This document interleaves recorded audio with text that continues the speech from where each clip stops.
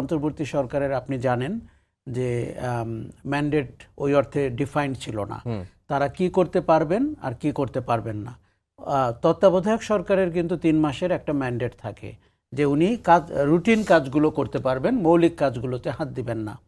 অন্তর্বর্তী সরকার এই সুযোগটি নিয়েছে এবং তারা আপনি খেয়াল করবেন যে মার্কিন যুক্তরাষ্ট্র, জাপান, চিটাগাং পোর্ট, বাংলাদেশের খুব মৌল ইন্টারেস্টের জায়গাতে তারা হাত দিয়েছে এবং তারা এমনকি বিদায় নেওয়ার 72 ঘন্টা আগেও চিটাগাং পোর্টের একটি টার্মিনাল একটি ডিপি ওয়ার্ল্ডকে দেওয়ার জন্য তৎপরতা চালাচ্ছিলেন এই ব্রিগেডিয়ার শাখাওয়াতি, যিনি এখন ইন্টারভিউতে এই কথা বলছেন।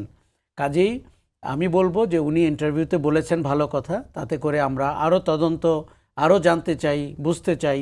দেখুন, কাউকে দোষারোপ করার জন্য না এবং সরকারটির খারাপ দিক খুঁজে বের করার জন্য না, আমাদেরকে যারা শাসন করেন, এমনকি বিএনপি বর্তমানে বাংলাদেশ শাসন করছে, আমি সত্যিই চাই তার প্রতিটি পদক্ষেপ মানুষ যেন মনোযোগের সাথে অবজার্ভ করে, তাতে করে বিএনপির ভালোটাও ঘটতে পারে, খারাপটাও ঘটতে পারে। অন্তর্বর্তী সরকার কি করে সিদ্ধান্ত নিচ্ছিল, কারা তাদের সিদ্ধান্ত নেওয়ার ক্ষেত্রে ভূমিকা রাখছিলেন এবং তাদের সরকারে যে এই যে বাইরের থেকে এত মানুষ এসে যুক্ত হলো, যাদের কারো কারো আপনার দ্বৈত নাগরিকত্ব রয়েছে, তাদের 2-1জনকে বিএনপিও ধার করেছে এখন। সো এই বিষয়গুলো একজন নাগরিক হিসাবে আমার কৌতূহলের বিষয়। ব্রিগেডিয়ার শাখাওয়াত কিছু জিনিস বলেছেন, উনি কিচেন ক্যাবিনেটের কথা বলেছেন এবং উনি নিজে বলেছেন যে উনি ওই ক্যাবিনেটের অংশ ছিলেন না।